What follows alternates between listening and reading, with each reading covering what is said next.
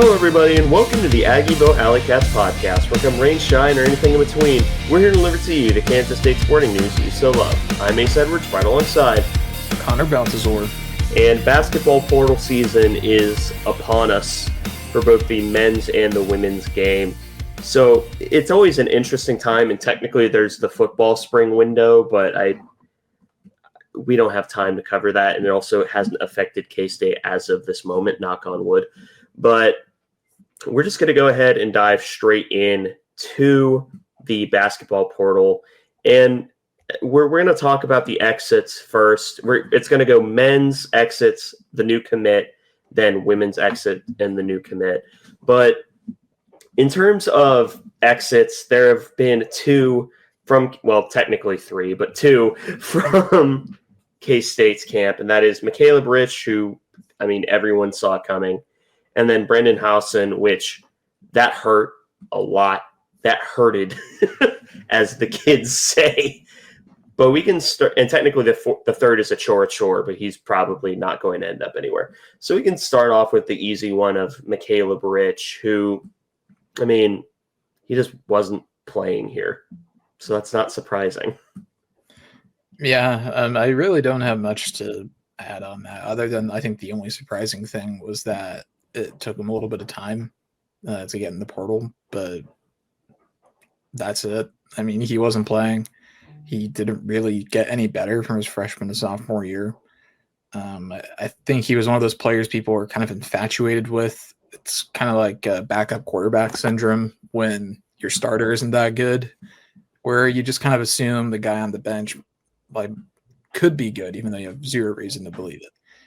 So that's kind of what he ended up being here. But he'll probably end up at a mid-major or low major. But I don't know. We'll see. Yeah, people get infatuated with freak athletes, and we're all guilty of it as well. And that was something that Michaela Rich definitely fit the mold of the freak athlete whose skill set pretty much consisted of yam, and that's it. But, it's a fun skill set, so it sucks to lose in the moment, but, you make yourself okay with it. I've been myself okay with losing Michaela Bridge probably since, mid-January, because he barely played since then. So, I guess that's one good thing about pretty much knowing a guy's leaving is that you get plenty of time to process it. Particularly if it's kind of a mid-season thing where it becomes obvious. Yeah. But the one that hurts a lot is Brendan Howson. And I will speak candidly on this. This was kind of the straw that broke me with the Tang era, which is so strange considering everything else that has happened in this era. But losing Brendan Howson, who, for all intents and purposes, seemed to really, really like it here, and also allegedly we were still going to pay him, he left because he either didn't think he was being used correctly, or he didn't think it was going to be a time to win. And let me tell you something. That is perhaps the swiftest kick to the nads in terms of a transfer portal entry that I've had. This kind of broke me for a period of 24 hours. Yep, this era is going to be a disaster until we can get a buyout. Have I calmed down?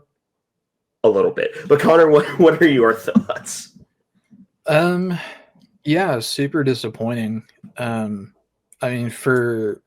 though Brendan Howson is a limited player, as we kind of came to see, he was probably playing more minutes than he should have been and being asked to play roles that he, on a really good team, wouldn't be playing.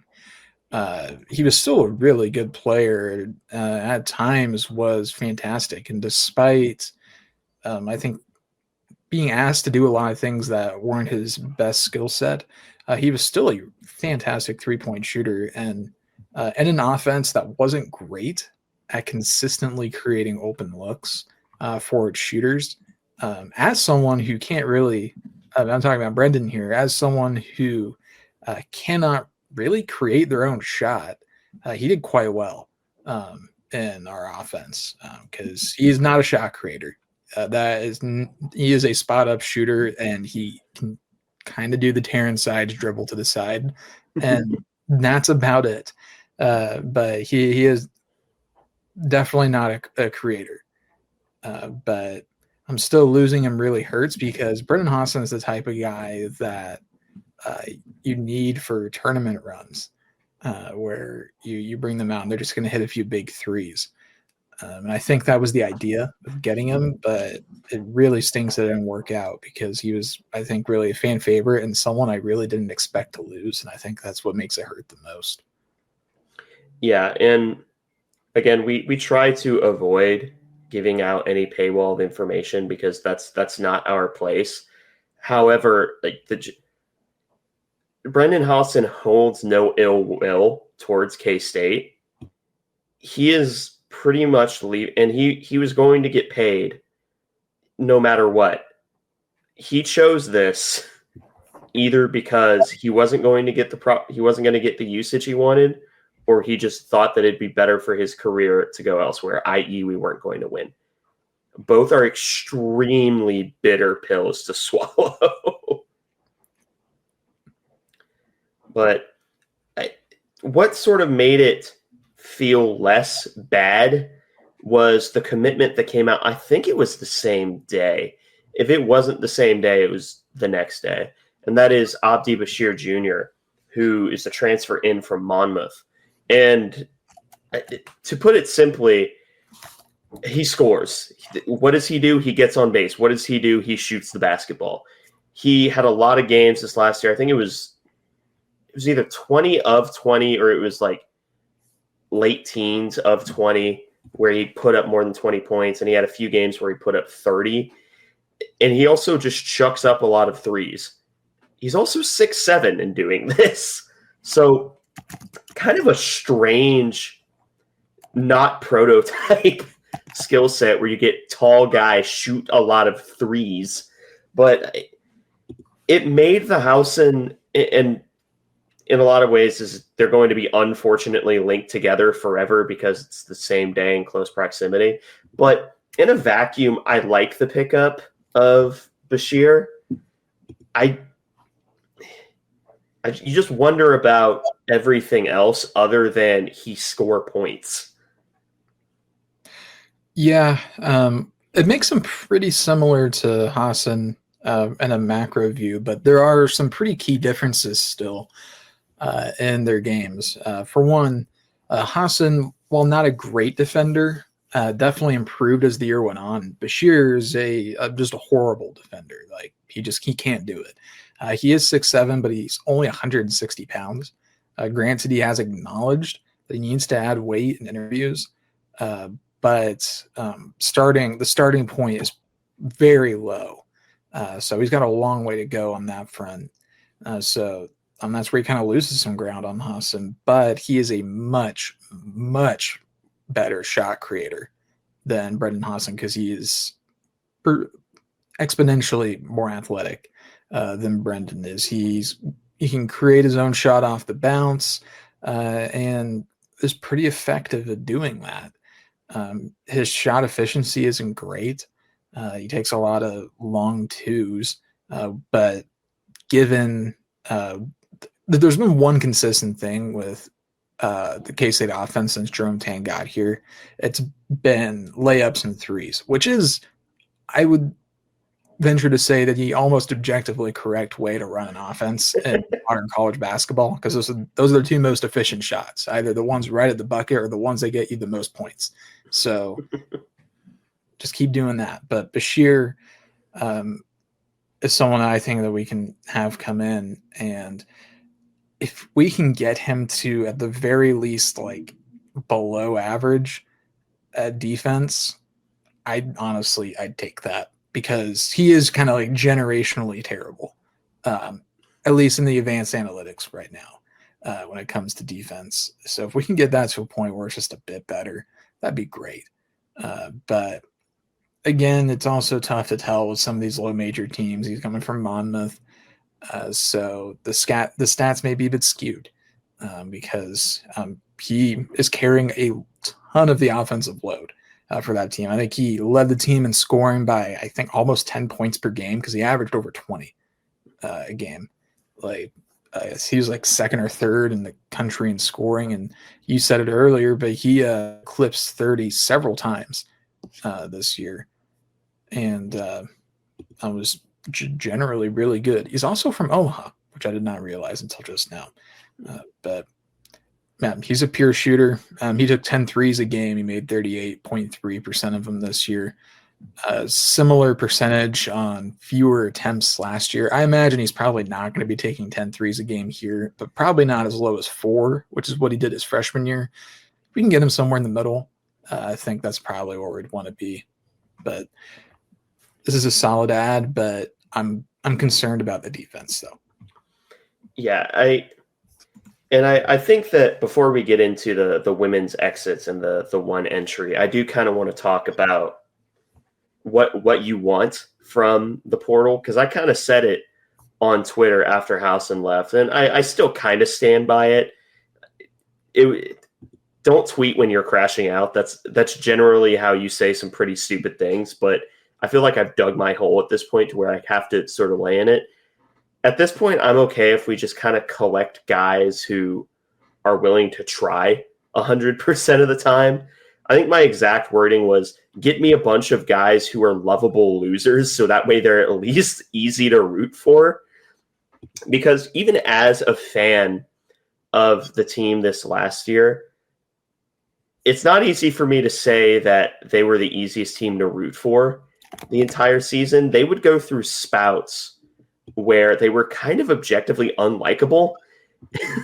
So I just kind of want to get back to, I don't want to say I'm okay with being bad, because I'm not okay with it, but I would rather be bad than likable than mid and unlikable. Yeah, I think that's fair. A fair assessment, particularly because I think the mid in this case probably still isn't making the postseason anyways. So it's like, if you're not going to make the postseason, you might as well be enjoyable to watch. But yeah, Bashir, an interesting ad if nothing else. But we're definitely going to need to see some more from him, and hopefully he'll take some big steps. And at this point, I'm just not buying in at all to anything that is leaked out this offseason about this team, because the last couple of years we've heard some pretty outlandish things that have turned out to be very not true, such as Taj Manning being a future NBA guy. And Taj Manning wasn't playing on this team. So I don't think he's playing on any team. But yeah, I guess that's where we're at with the men's team. I imagine we'll probably have several more portal entries before too long, though. Yeah. So sort of similar to go on this, like what are you looking for from the portal season? You just go get dudes, or do you have anything in particular that you're wanting? I'd really like to see some physical defenders. I think that'd be great. Terrence Arsenault from Houston, he just entered the portal. He I think was like their 6th or 7th man, and I was mostly a 3-point shooter. But as someone I'd be interested in having, because frankly, I take the walk-ons from Houston, honestly. Additionally, scores. Like, I think that we need guys that can just create offense on their own. Bashir could be that kind of guy. He has the potential to be that, particularly around the perimeter. I'd really like to get someone that can play the wing and just gets the bucket. Keontae Johnson was so good at that, where he could just go get us a bucket when the offense wasn't working in Tang's first season.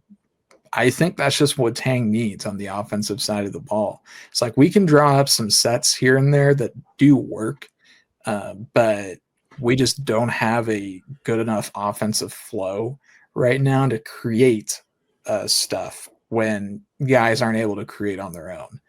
So we need guys that can just go out and create on their own and just get like a bunch of bullies for defense, basically. That's kind of what I want. Play haram ball is what I'm hearing. Yeah, pretty much. I guess that's where I'm at. But yeah, guys that can, I'd love to get just someone that can drive in from the wing and just get to the bucket. Now, I'm not asking for an All-American because I think that's unreasonable, but I'd like us to be able to go out and just get someone that night in, night out. Like if we're kind of slogging through a game against an opponent that we're better than, we need a big bucket with like a minute and a half to go to kind of put the game out of reach. I want someone that we can ISO out on the wing and just have them get to the paint and just make an easy bucket, a la Serena Sundell. Yeah, that's actually what I was about to say. Is like, so you want male Serena Sundell, also known as Will Howard? Yeah, that's exactly what I'm asking for. But there's also the bit of news that's Uric Malaghy left the program. That's whatever to me at this point. But we can now talk about the women's portal. And there are, to my memory, 4 names that have exited for K-State. I'll kind of rapid fire them. Gisela Sanchez, Amani Lester, Eliza Maupin, and Zai Walker. Of those, Zai Walker is the one that hurts the most because she was a starter this year. She was going to be a starter again. Everyone else, I mean, yeah, as Eliza Maupin was kind of the Aggieville Alleycats' favorite for quite some time, but I can't say it's unfair that she's leaving. Amani was surprising. Gisela, I'm going to leave that one alone. Yeah. The only one that I would say really did surprise me was Zai Walker. And if I had to guess, she either didn't get the playing time expectations that she thought she deserved, which I highly doubt, or she was just lured in the portal with a good offer. That might be it. I really don't know. But Finley Onstad entered as well, the true freshman. She just committed from recording pretty recently, I think, to North Dakota. So she's just dropping down a level. And then did you mention Briley Glenn? Oh, no, I didn't. Yeah, Briley, I guess, I don't want to call it controversial because I think we all kind of knew it was going to happen. The second that she redshirted, one of the most important seasons in recent memory. But yeah, she got out of town, which is too bad. But I think we could really used her experience this upcoming season. But I really don't blame her personally because pretty much everybody that she's used to playing with is gone now. Like her sister's gone, Serena's gone, Yoki's gone. Like there's nobody left. Like we're getting way more turnover for the women's team than I thought we were going to have. Honestly, so it's going to be kind of weird next year because we're going to get a mostly new look team, which for the era of college sports that we're in is really strange because we've had a very consistent core for several years. Serena, Jalen, and Yoki, plus a Robin and Gabby Gregory or Tamara Poindexter, and then Briley up until this year, you really could get to know the names of the players and just know what to expect night in, night out. But everyone's gonna have to get used to pretty much a whole new cast this upcoming season, sans Terrence Sides. Yeah, because the only significant minutes that are coming back are Terrence Sides. Now, we have heard good things about Alexis Hess in perpetuity. She's just always been hurt. So I hope that's not Rebecca Dollinger 2.0, where she was allegedly this sharpshooter. Rebecca Dollinger, granted, we saw it in JUCO, where she was a legit sharpshooter, but it just never translated. So next year's women's team, I think a great comp would be this year's Batcats team, where it's just really, really young. Obviously, the roster construction isn't done yet, because I imagine we'll end up picking more transfers than the one they have so far. And I imagine they'll be in the running for some pretty big names, kind of like your Tamira Poindexters. I don't think we're getting a Tamira Poindexter. I would like if we did, but No, I wouldn't shortchange our poll in the portal because for the first time in quite a while, we have a ton of playing time to sell. Now, I know that some of that's going to be going to some of the high octane freshmen that are coming in, like Jordan Spicer, Anaya Foy, Gina Garcia, and Herod, Brandy Herod. So there's those players are going to be coming in, but I mean, if like it really wouldn't surprise me too much to see Casey as a pretty attractive spot, particularly when you consider how Gabby Gregory and Tamira Poindexter are two players that came in and had excellent seasons and excellent times at K-State. Gabby Gregory did much better at K-State than she did at Oklahoma. Tamira Poindexter, while in a reduced role, she was kind of the star of the show for K-State's huge round of 32 win over Kentucky. So there's some stuff to sell there for sure, particularly for maybe some one-year bridge the gap players to help kind of season this young core that K-State's going to have. Yeah, and I think another reason why I throw out the Batcats comp is because the freshman class is going to be so exciting. We don't know the stat before we get into the one new transfer. We don't know the status of Kennedy Taylor, as in whether or not she will get another year to play. If she gets another year, my optics on the season change as of now, and they would change regardless of if we got another transfer post in. Because having Kennedy Taylor, I think, was one of the most underrated players on the team last year. And it's hard to do that when you have a team that has such recognition and such favor in the fan base. But I really think that she kind of earned that mantle. But that does lead us into the newest commit, which is a Virginia Tech transfer in Ramiah White, who's 6'5", freshman post player. And for what she kind of fits the mold of Kennedy Taylor in that it's a similar build. I think she's a little taller than Kennedy Taylor, and she's a little bigger, I think is the best way to put it. But this is one of those, we're picking her up as a developmental piece because she was a freshman this last year, highly rated player coming out of Kentucky, had really good high school rebounding rates, didn't play that much at Virginia Tech. So this is very much a store and develop piece for K-State.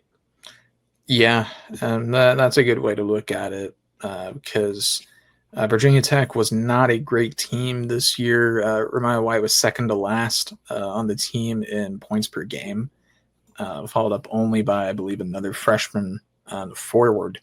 But yeah, this is a player to watch for the future.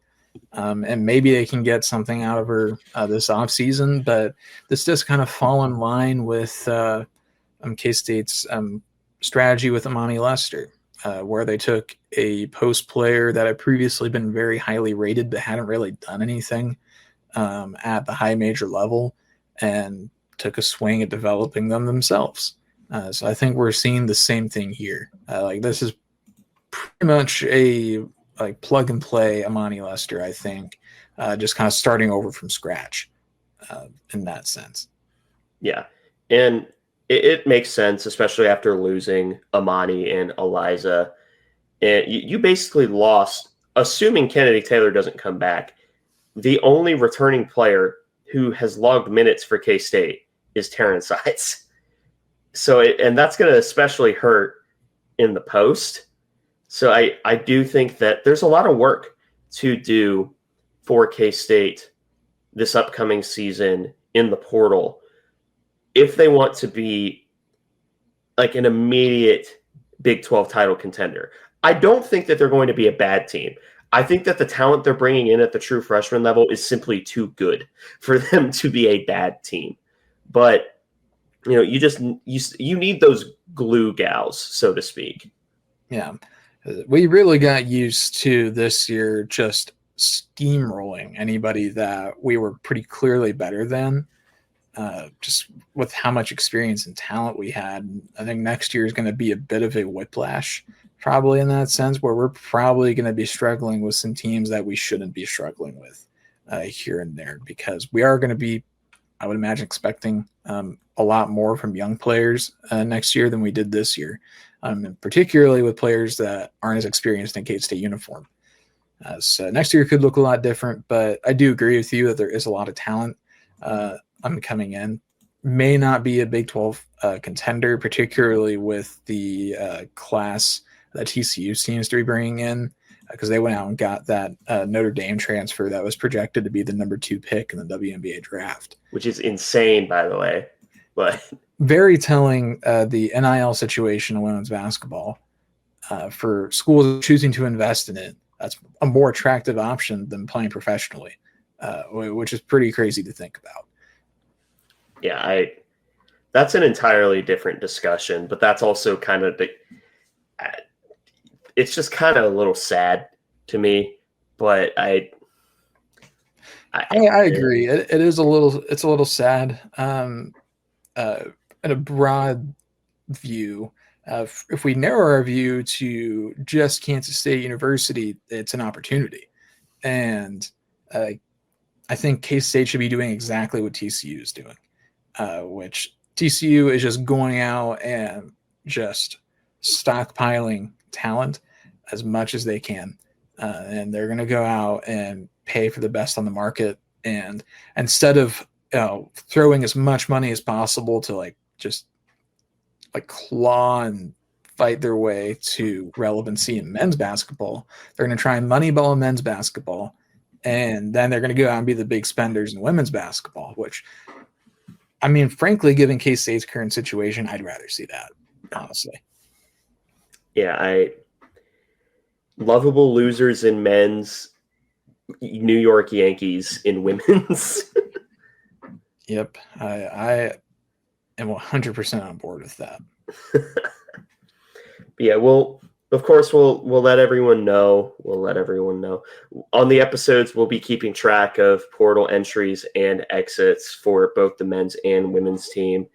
I'm interested I'm much more interested to see how the women's construction of the roster goes. But that's also because I like the women's team more. Anyway, let's talk about the Batcats, who I said it on the episode last week. Stillwater has been a house of horrors for K-State across every single sport for the past seemingly decade, and it didn't stop. Yeah, K-State ends up getting swept by a bad Oklahoma. I'm going to say it now that it's happened. A bad Oklahoma State squad, and one of the games was close, but the other two were blowouts. And that's exactly what you couldn't afford to have happen when you're looking at the Big 12 race. But I don't want to dwell too much on any of the games because K-State's offense was anemic, and there were really no particularly notable performances from the weekend. I don't think K-State recorded a home run the entire weekend. That's not true. AJ Vasco hit one. But, yeah, it was just a bad weekend for the Batcats down in Stillwater, which – granted, it's always a bad weekend when K-State ends up in Stillwater for some damn reason. Yeah, I really don't know what it is. But it is infinitely frustrating to me that we just cannot get over the hump in Stillwater for whatever reason, really in about any sport. I mean, the last time I can think of that, we won a substantial, meaningful game in Stillwater was when Skylar Thompson lobbed 3 touchdown passes to Byron Pringle. That was 2017, which newsflash 8 years ago. So K-State has not had much success in Stillwater since then, really in any sport. I think we've won a few times in men's basketball there. I'm sure we have in women's as well, but definitely didn't this year in women's or men's. But yeah, this was a series where K-State really needed to take at minimum one. But I mean, given Oklahoma State's record going into this series, you needed to take this series, preferably sweep. K-State got swept. This the worst case scenario, because the Cats went from leading the conference to in like a 5-way tie for second place with and allowing KU to take over first place, which is just a crying shame. Yeah. And I think the worst part about it is K-State went from a top, I think they were 19th in RPI last week. They slipped all the way down to 36 in one weekend. Unfortunately, it was even worse. K-State was as high as 16 in the RPI. They were in, like, if you're going strictly by RPI, they were in regional hosting. Like, that's where they were at. Which, I mean, now you're down to 36, which is still pretty comfortably in the field, but it's a disappointing drop because we had adjusted our expectations, I think, accordingly for this season, given just how well K-State was playing. But I mean, just laying an egg down Stillwater. It's horrid.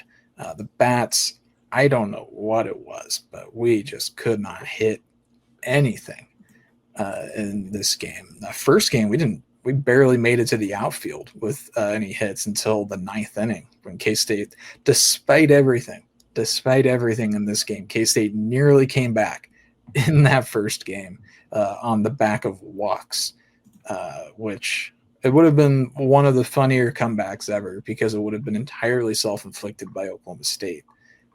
But it was not meant to be. Instead, it was meant to be a Max Martin pop-up, which is a shame. Yeah, there's not really anything to take away from this game. This was one of those games that I've been saying it. I've been waiting for the other shoe to drop for where this team shows its young age. Yep. Yep. That is exactly what happened. Yeah, any game where you go 4 for 30 and log 16 strikeouts on offense, you're probably not going to win. K-State fell by 1 run. Another interesting stat from this game, 4 errors for the Cats in this one. I mean, that first game was really the catalyst for what was a weekend of errors in just comical proportions, both logged as errors and also just being bad. But man, what a rough weekend. Yeah, and the good news is that we did beat up on a okay Missouri State team. They were 16-14 coming in. We run ruled them in the midweek 12-2, and this one did have more notable offensive performances, 12 total hits, including, I believe that's 5 home runs, 1 from D. Kennedy, 2 from Bear Madliak, 1 for Sam Flores, and 1 for Caden Phillips. So D. Kennedy ends up going 2 for 4 with 3 RBI, AJ Abasco 1 for 3 with a walk. Bear Madliak, I mean, have yourself a day, young man. 3 for 4 with 3 RBI and 3 home runs, or 2 home runs and 3 total runs. Sam Flores, 2 for 3 with 3 RBI. Shintaro Inoue, 1 for 2.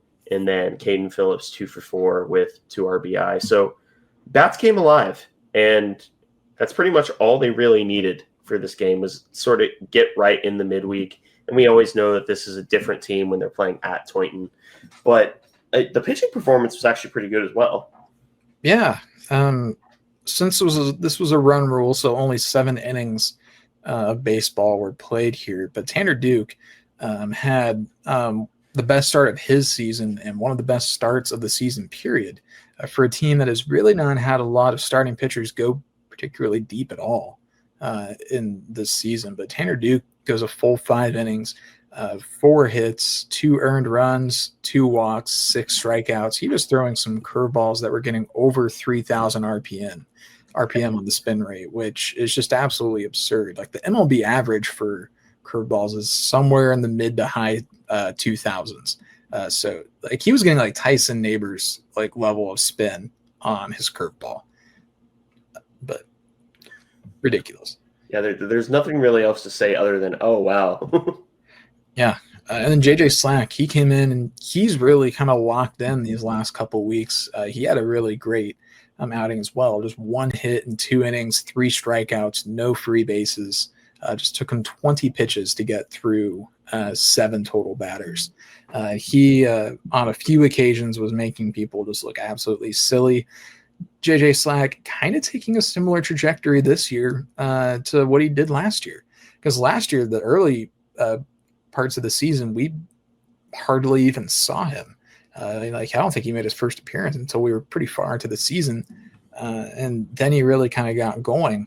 It's been kind of a similar story this year, except he just was struggling early. He really wasn't pitching the way we needed him to early in the year, but these last few weeks, he's kind of turned a corner once we've hit the warmer weather. So maybe that's all that JJ needed was some sun.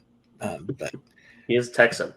He is a Texan. He's also a former quarterback as well, the D3 level. So most interesting man in the world.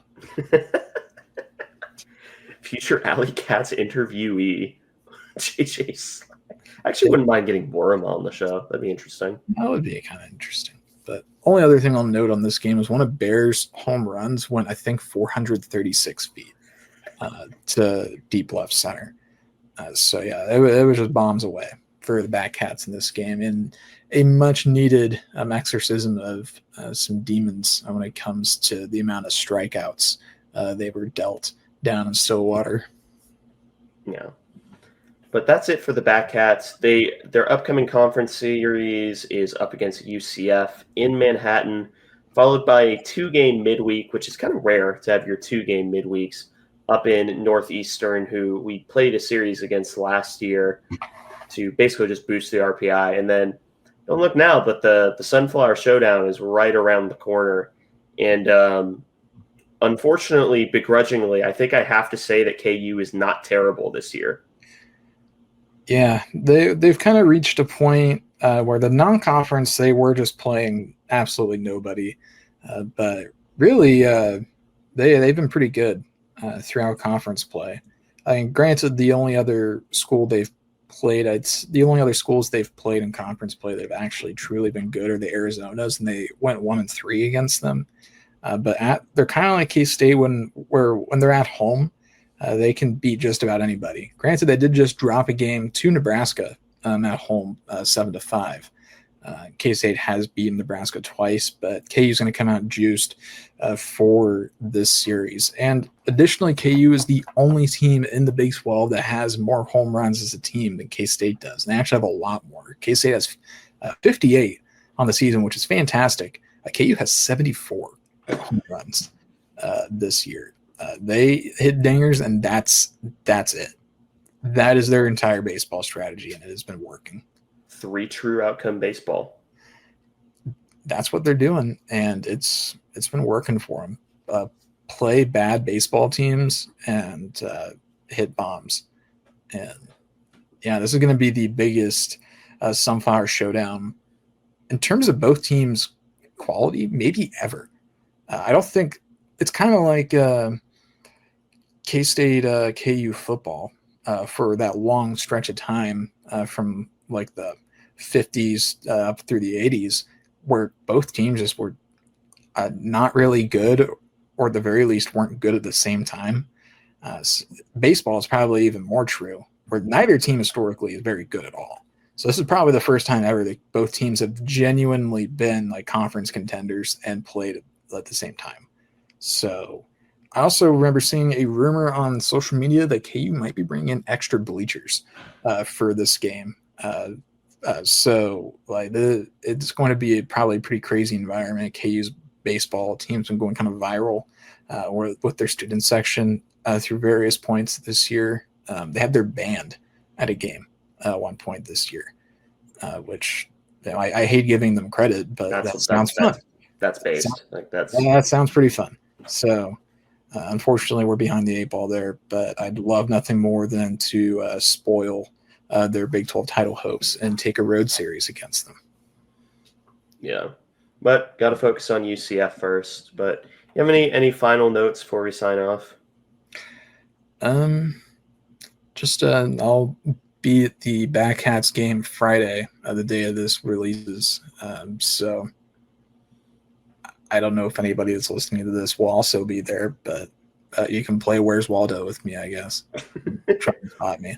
You could try to spot it. Connor notoriously loves face-to-face interaction. Go up and talk to him. That's my favorite thing. I love talking to strangers.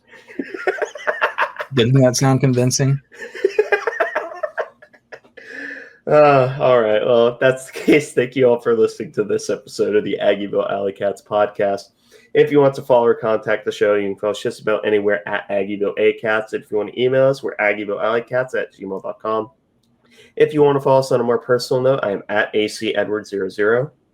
I am at Connor Balthazar, capital C, capital B. And if you want to support the show financially, please be sure to check out the official Aggieville Alleycats merch store, link found in our podcast and Twitter bios. But most importantly, thank you all for listening to this episode of the Aggieville Alleycats podcast, where come rain, shine, or anything in between, we're here to deliver to you the Kansas State sporting news that you so love. Stay safe, Alleycats.